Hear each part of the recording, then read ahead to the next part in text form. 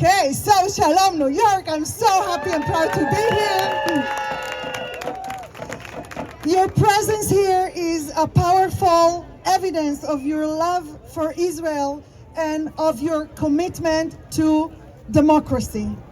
I can only imagine how hard it has been for you to be here in America and express criticism of Israel openly. This goes against everything many of you have been used to doing. For decades, supporting Israel meant siding with it at all costs, even if you had no good answers to its critics, through no fault of your own. For me, your coming out here today means that, like a growing number of Israel's friends and allies, you understand that it is time to change gears. Today, true supporters of Israel, or true support in Israel, means speaking out bravely against its current regime. Supporting Israel is siding with the protest and urging the US, Israel's best ally and friend, to tell Israel's current leaders loud and clear that it will no longer be there for Israel as a theocratic dictatorship.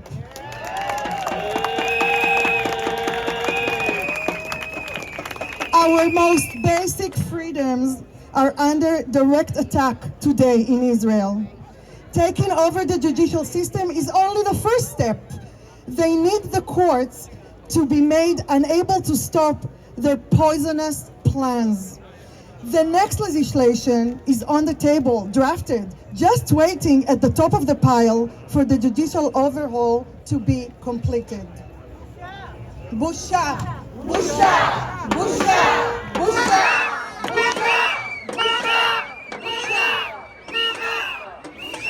This government wants to make a warped fundamentalist version of Jewish law the law of the land. They plan to allow business owners to discriminate against customers if they feel it's against their faith. Busha, busha, busha, busha, busha. They're already legislating laws that would permit bribery, corruption, and nepotism. With input from the Kohelet Forum, the most powerful think tank in Israel,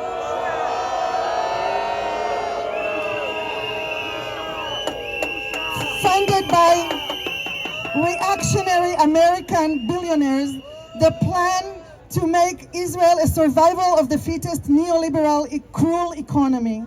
They plan to annex the occupied territories and establish a full-blown apartheid.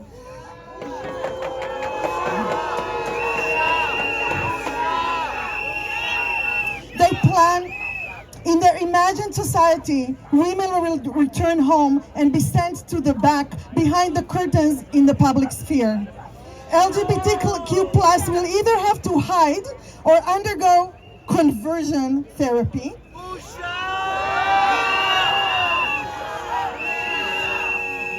Palestinian citizens of Israel will face even more discrimination and be more physically and symbolically excluded from where they are today.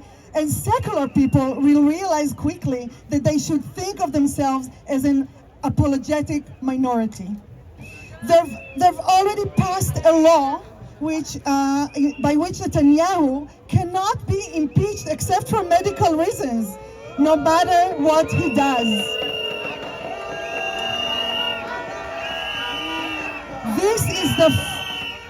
This is the first law in their envisioned dictatorship.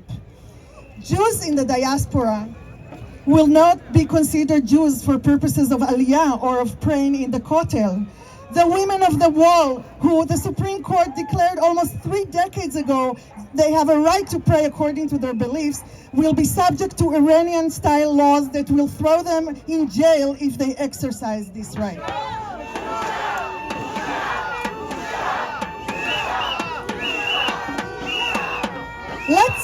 Let's talk some dates. January 4, 2023 is Israel's January 6. Like Americans on that day, we realized how fragile our democracy is. January 4 is the day Israel's Justice Minister Yariv Levin announced his plan to paralyze the judicial system.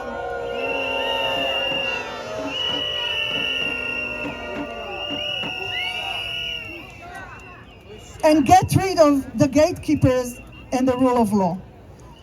And what began as plans so ludicrous and destructive that many assumed they were just trial balloons that their advocates could not possibly mean and implement are now becoming a reality. And it's clear, this regime hates freedom. Leaks from the problematically secretive negotiations between the coalition and opposition in President Herzog's official residence indicate that although agreements on some issues are possible, Netanyahu will not give up on getting control over the judicial nominations and the selection of the president of the Supreme Court. We know where he's headed. They cannot fool us any longer. So January 4th is a date to memorize, but the second and more important date to remember is March 26th. The night when, just a few minutes after Netanyahu fired his defense minister, hundreds of thousands of enraged Israelis spontaneously took to the streets.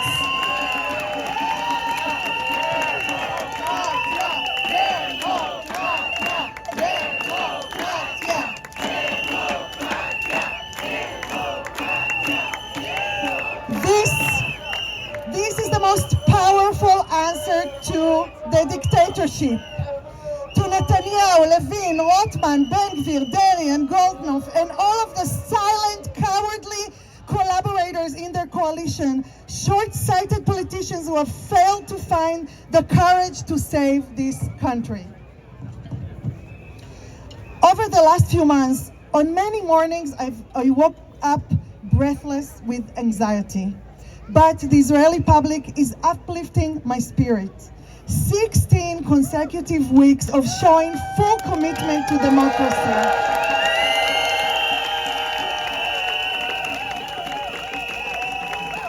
Israel's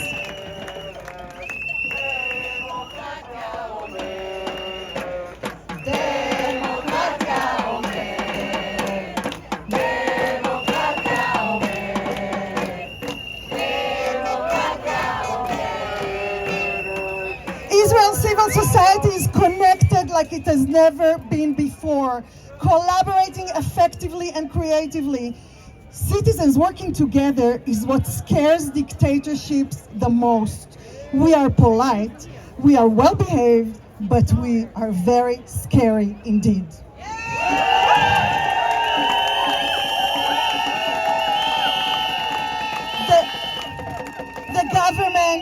The government has managed to tear apart the delicate social fabric of Israel, ruining every unifying symbol that remains. We are entering the very emotionally fraught week of the Memorial Day and Independence Day, sacred days on the Israeli calendar.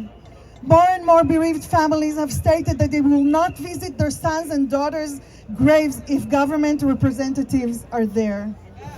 Israeli protesters will not be appeased by halting the legislation. No, not anymore.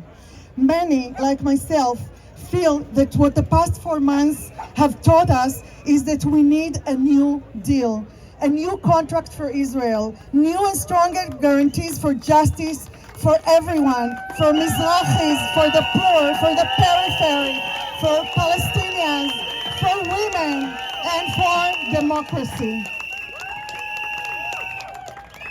I grew up in a moshav in the Negev, Moshav Maslul. When I was 7 years old, my mother called me from the yard to come in quickly and watch TV, watch the arrival of the Egyptian President Anwar Sadat in Israel. This was a historical moment, she told me. Remember it. I'm sharing this memory because to me it symbolizes the promise many of us grew up on. We have many challenges as a country. We're definitely an imperfect democracy, but who is, right? And as an imperfect democracy, we are working on those deficiencies constantly. Our country is a miracle.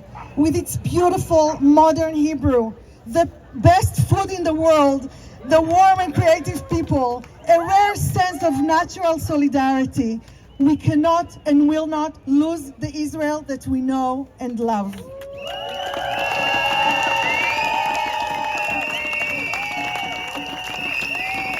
My final sentences.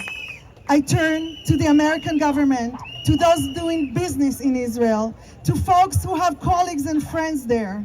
Now is the time to realize that if you do not criticize this government, if you do not go against your instincts and habits and set boundaries because you want to save Israel, there will be no Israel to save. Democratia, thank you.